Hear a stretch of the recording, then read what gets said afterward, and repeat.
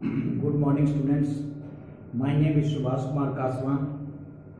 हम कर रहे हैं नाइन्थ मैथ्स और नाइन्थ मैथ्स में हमारा जो टॉपिक चल रहा था वो फिफ्थ चैप्टर चल रहा था, इंट्रोडक्शन टू यूक्लिड ज्योमेट्री।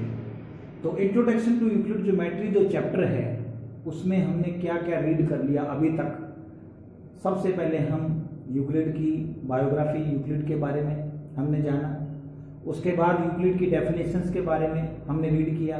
उसके बाद उसके पोस्टुलेट्स के बारे में, फिर उसके बाद उसके एक्सियोम्स के बारे में, यूक्लिड के बारे में हमने काफ़ी कुछ जाना। अब हम कर रहे हैं एक्सरसाइज 5.1 जो आपकी एनसीईआरटी बुक है, हरियाणा बोर्ड एनसीईआरटी की जो बुक है, जो पूरी ऑल इंडिया में सेम है। एनसीईआरटी बुक की एक्सरसाइज 5.1 हम कर रहे हैं।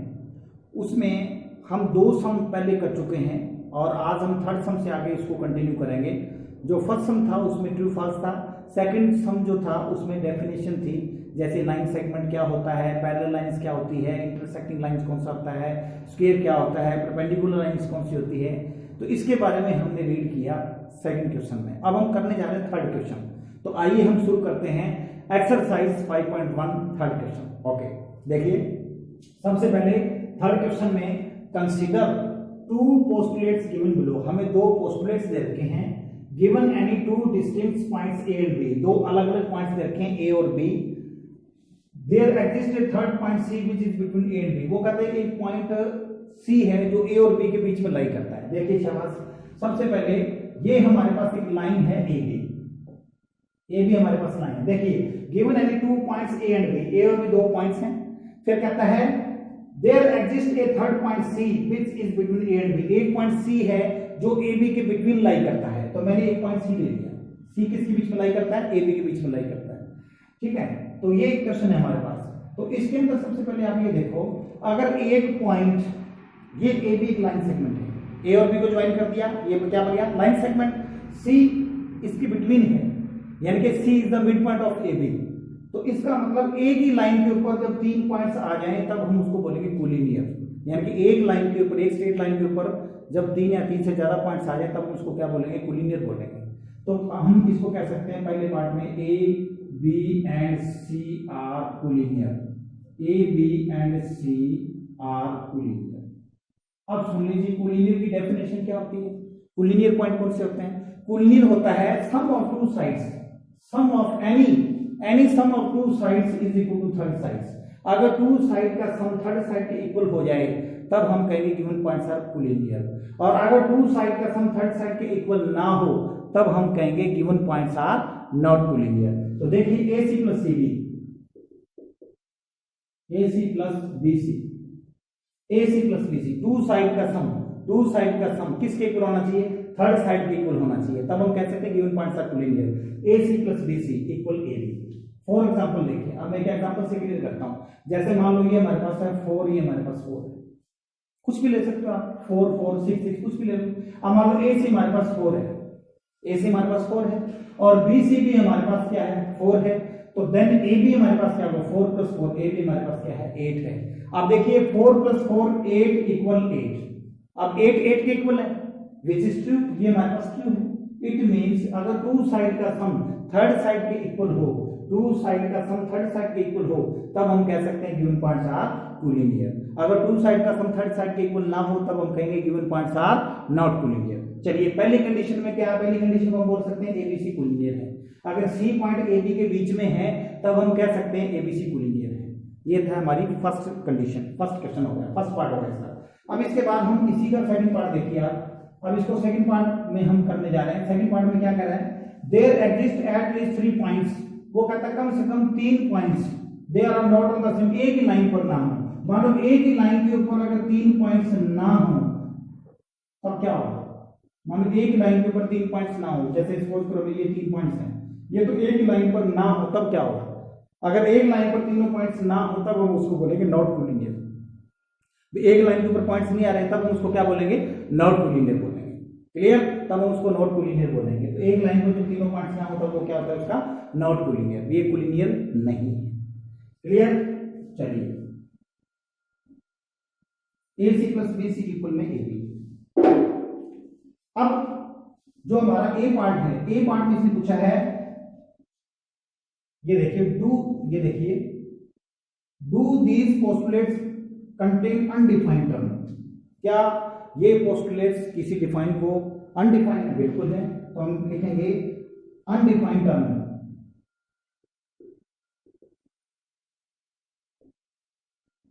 अनडिफाइंड टर्म है, देखो एक पॉइंट, वो कहता है अगर सारे पॉइंट्स एक लाइन पर ना हो, एक लाइन पे पॉइंट्स ना हो, अलग अलग पॉइंट्स कहीं भी ले सकते हैं। ये क्या है, डिफाइन है या अनडिफाइन है? अनडिफाइंड है।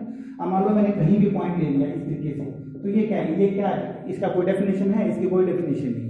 लेकिन एक लाइन के ऊपर अगर कोई भी पॉइंट्स ना हो तो उसको हम डिफाइन नहीं कर सकते। अगर एक ही लाइन के ऊपर पॉइंट्स हो तो हम उसको डिफाइन कर सकते हैं। तो हम कह सकते हैं वो पॉइंट्स कोलिनियर हैं, एक लाइन के ऊपर पॉइंट्स आ रहे हैं। अब कहीं भी हम अगर पॉइंट्स ले लें, लाइन के ऊपर ना लें, कहीं भी पॉइंट्स ले लें, तो क्या वो डिफाइन होगा? नहीं, अनडिफाइंड। तो undefined term is interior of A B. Undefined term is interior of A B. A part, B part में देखो उसने पूछा है, देखिए do are these postulates consistent. क्या ये पोस्टुलेट्स कंसिस्टेंट करता है? बिल्कुल करता है, क्योंकि इसमें पोस्टुलेट्स है कि अगर दोनों तरफ दो चीजें अगर इक्वल हो, अगर दो चीजें इक्वल हो, अगर उसमें सेम चीज ऐड कर दें तो वो भी इक्वल हो जाएगा। ये मैं आपको पोस्टुलेट करवा चुका हूं। अगर two things are equal, then अगर उसमें कुछ भी ऐड कर दें या सब्ट्रैक्ट करें तो वो चीजें क्या होगी? इक्वल है। तो ये पोस्टुलेट को कंसिस्टेंट करता है, कंसिस्ट करता है। तो आप लिखोगे यस दीज पोस्टुलेट्स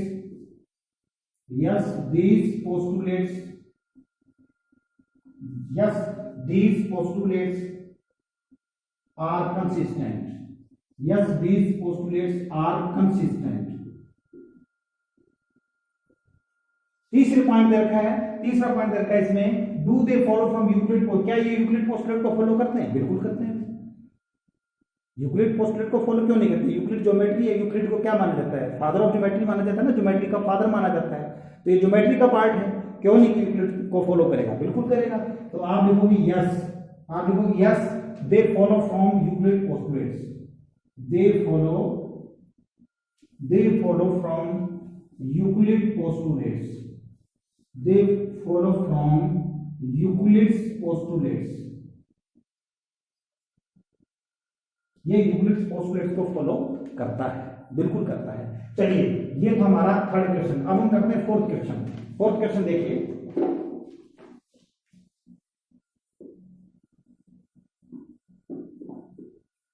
चलिए फोर्थ क्वेश्चन देखिए। फोर्थ क्वेश्चन देखा, if a point C lies between 2 points A and B. ये हमारे पास एक ए बी है, ए और बी हमारे पास एक लाइन सेगमेंट है। ए और बी पॉइंट है, C lies between A B. कहता है सी एक पॉइंट है जो ए बी के बीच में लाई करता है। सी एक पॉइंट है जो ए बी के बीच में लाई करता है।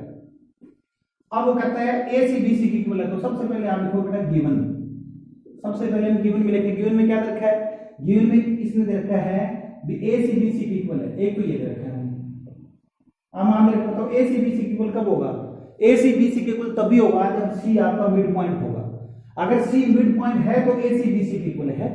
तब आप लिख सकते हो सी इज, हाँ देखो ए सी बी सी इक्वल है। सी किसका मिड पॉइंट है? ए बी का, ठीक है ना? नहीं, इसने ये नहीं कहा मिड पॉइंट है। एक बार ध्यान से देखिए, सी मिड पॉइंट की बात नहीं कर रहा। वो कह रहा है if a point C lies between 2 points A and B. वो कहता है सी ए बी के बीच में लाई करता है। मिड पॉइंट नहीं कर रहा, सी ए बी के बीच में लाई करता है। लेकिन वो कहता है ए सी बी सी, ये तो इक्वल है, इसका मतलब मिड पॉइंट हो गया। अब ये कंडीशन गिवन है हमारे पास भी, ए सी बी सी इक्वल है। अगर ये मान लो सपोज 10 है तो ये 5, अगर ये मान लो 8 है तो 4, अगर ये 12 है तो 6, इसका मतलब ये मिड पॉइंट होगा। अगर ये कंडीशन दे रखी है हमें ए सी इक्वल बी सी, इसका मतलब सी क्या होगा? मिड पॉइंट होगा। C is the mid point of A B, आप कह सकते हो। So C is mid point of A B. चलिए, ये गिवन है। उसके बाद आप देखो टू प्रूव। हमें प्रूव क्या करना है? हमें प्रूव करना है ए सी इक्वल हाफ ए बी। हमें ए सी जो है ना, हमें ए सी कहता है ए बी का हाफ है, ये प्रूव करना है। ये थ्योरम है। This is the most important question. ये बहुत इंपॉर्टेंट क्वेश्चन है और ये कई बार एग्जाम में आता है। यहां से एग्जाम में आता है क्वेश्चन 2 और 3 मार्क्स का। अब हम करते हैं प्रूफ से। प्रूफ सबसे पहले गिवन, टू प्रूफ, फिर प्रूफ, क्योंकि थ्योरम्स हैं। अब सबसे पहले देखो बेटा, ए सी बी सी की इक्वल है। ए सी इक्वल बी सी, ये हमारे पास गिवन है। ए सी इक्वल बी सी यानी कि ए सी बी सी की इक्वल है, ये गिवन है हमारे पास। ए सी बी सी की इक्वल है। अब आप देखो, अगर हमें ए सी इक्वल में हाफ ए बी, अब थोड़ा सा इधर देखो बेटा, अगर मैं 2 को इधर ले आऊं क्या बनेगा, 2ac बन जाएगा। एक बार दोबारा देखिए, ये 2 है ना, 2 को मैं इधर ले आऊं क्या बन जाएगा, 2ac हो जाएगा। अगर इसको 2ac बनाना है तो क्या करेंगे, इधर ac ऐड करेंगे दोनों तरफ। तो आप देखो adding ac on both sides, we get ac on both sides, यानी कि इसमें भी ac और इसमें भी ac, दोनों तरफ ac ऐड करेंगे। तो इसमें ac ऐड करो, ac प्लस ac, और इधर भी ac ऐड करो, bc plus ac plus ac, bc plus ac। अब आप देखिए ac प्लस ac क्या बनेगा, 1ac 1ac। मैंने क्या किया, दोनों तरफ ac ऐड कर दिया, तो 1ac 1ac क्या हो जाएगा, 2ac हो जाएगा। और bc प्लस ac करने से देखो क्या बनेगा, ये आपका bc, ये आपका bc और ये ac, इन दोनों को प्लस करके देखो, इन दोनों को ac और bc। अगर मैं इन दोनों को प्लस करूंगा ना, ac और bc, इन दोनों को जब मैं प्लस करूंगा तो क्या बनेगा, ab बन जाएगा। ac प्लस bc, इन दोनों को जब प्लस करेंगे तो क्या बनेगा, ab। तो यहां पे लिखेंगे ab बन जाएगा। अब हमें ac निकालना है, ac ही छोड़ दो, ये 2 कहां जाएगा, 2 इसके बाहर में चला जाएगा, तो ac equal to half ab, hence proved. ये इमेज प्रूव करना है। अब इसके बाद हम करते हैं फिफ्थ क्वेश्चन। फिफ्थ क्वेश्चन में बिल्कुल ऐसा ही, मैं फिफ्थ की स्टेटमेंट पढ़ूंगा, आप फिफ्थ क्वेश्चन की स्टेटमेंट को ध्यान से सुनना। ऐसे फिफ्थ ऐसे सारे आसान है क्वेश्चन, बिल्कुल आसान है। देखिए अब इसके बाद अब हम करते हैं फिफ्थ क्वेश्चन।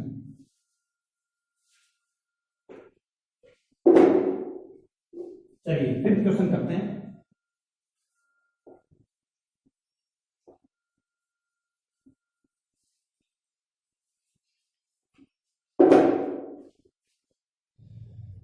देखिए फिफ्थ क्वेश्चन क्या है, फिफ्थ क्वेश्चन में क्या रहा है वो कि एक इफ ए पॉइंट, आप ध्यान से सुनिए, if a point C lies between A and B, कहता है सी पॉइंट है वो ए बी के बीच में लाई करता है, सी पॉइंट ए बी के बीच में लाई करता है, सच दैट, इस तरीके से करता है ए सी इक्वल बी सी, ताकि ए सी बी सी के इक्वल है, ए सी बी सी के इक्वल है, इट मीन्स सी क्या होगा, मिड पॉइंट होगा। और उसने दे भी रखा है कि C is the mid point of line segment A B, ये चीज गिवन है, उसने कह भी दिया अभी सी ए बी का मिड पॉइंट है। अब कहता है प्रूव दैट, अब सुन लीजिए ध्यान से, प्रूव दैट, क्वेश्चन नंबर 5 की बात कर रहा हूं मैं, हमें प्रूव क्या करना है, हमें प्रूव करना है, prove that every line segment has one and only one mid point. वो कहता है अगर किसी लाइन सेगमेंट का मिड पॉइंट सिर्फ वन एंड ओनली वन, केवल एक ही मिड पॉइंट हो सकता है, किसी भी लाइन सेगमेंट के 2 मिड पॉइंट नहीं हो सकते, किसी भी लाइन सेगमेंट का मिड पॉइंट एक ही हो सकता है, one and only one mid point, ये हमें प्रूव करना है। तो सबसे पहले हम लिखेंगे, सबसे पहले देखो ये हमारे पास एक A B, C mid point लेंगे, तो सबसे पहले गिवन में आप लिखोगे, गिवन में आप लिख दोगे, गिवन में लिखोगे C is mid point of A B,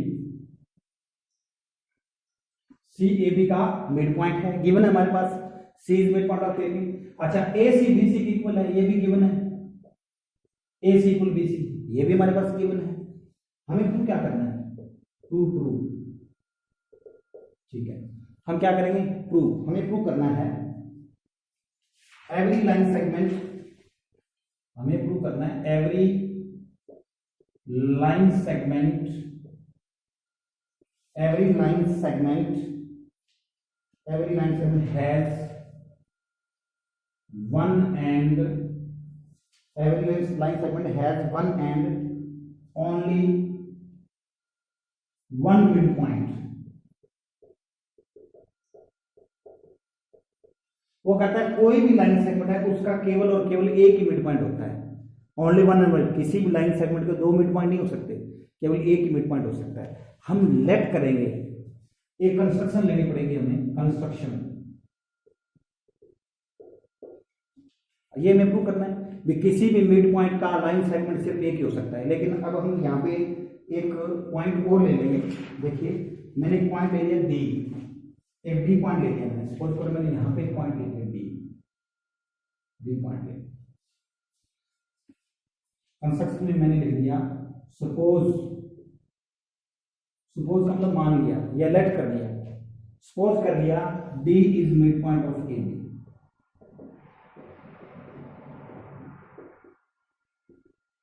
suppose D is mid point of circle, मान लिया हमने भी डी ए बी का मिड पॉइंट है, ये मैंने सपोज कर दिया, सपोज कर दिया भी डी ए बी का मिड पॉइंट है। अब आ जाइए प्रूफ, प्रूफ के अंदर कैसे करना है इसको देखिए, ध्यान से देखिए आप। सबसे पहले आप देखो सी किसका मिड पॉइंट है, सी किसका मिड पॉइंट है, ए बी का। सी किसका मिड पॉइंट है, ए बी का, इसका मतलब ए सी किसका हाफ होगा, ए बी का। अब आप देखो सी किसका मिड पॉइंट है, ए बी का, इसका मतलब ए सी जो है ना वो किसका हाफ है, ए बी का। मिड पॉइंट का मतलब ए सी ए बी का हाफ है। मान लो ये 10 है तो ये 5, मान लो ये 10 है तो ये 5, ए सी किसका हाफ होगा, ए बी का। तो A C is equal to half A B, A C is equal to half A B, या ऐसे करो, ऐसे भी कर सकते हो आप, A C is equal to half A B, A C is equal to half A B. ये बन गई हमारी फर्स्ट इक्वेशन। अब उसके बाद मैंने लिया था डी, ये गिवन है हमारे पास। अच्छा डी किसका मिड पॉइंट है, ए बी का। अगर डी ए बी का मिड पॉइंट है तो ए डी किसका हाफ होगा, ए डी किसका हाफ होगा, ए बी का। जैसे सी मिड पॉइंट है तो ए सी किसका हाफ होगा, ए बी का। ऐसे डी मिड पॉइंट है तो ए डी किसका हाफ होगा, ए बी का। तो ए डी जो है वो ए डी किसका हाफ होगा, ए बी का। ये हमारी बन गई सेकंड इक्वेशन। अब इन दोनों को कंपैरिजन कर दो, form equation first and second. आप देखो form equation first and second, from equation first and second we get, जब बताइए राइट वाला राइट के इक्वल है, जब राइट वाला राइट के इक्वल है लेफ्ट लेफ्ट के इक्वल होगा। कंपैरिजन करते हैं ना, जब राइट राइट की left left equal, A C A D के इक्वल है। अब आप देखिए क्या ये ए सी इतना ए डी के इक्वल है, क्या ए सी ए डी के इक्वल हो सकता है, ए सी तो इतना है, ये ए सी है और ये ए डी है।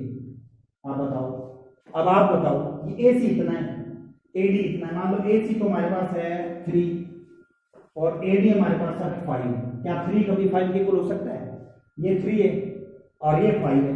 आप बताइए क्या 3 कभी 5 के इक्वल हो सकता है, नहीं हो सकता ना। तो ए सी ए डी के इक्वल हो सकता है क्या, ए सी कभी भी ए डी के इक्वल नहीं हो सकता, इट इज नॉट पॉसिबल, ये पॉसिबल नहीं है, it is not possible, it is not possible, ये पॉसिबल नहीं है, इट इज नॉट, ये पॉसिबल नहीं है। ये पॉसिबल कब है, इट इज नॉट पॉसिबल, ये पॉसिबल कब है, इट इज पॉसिबल,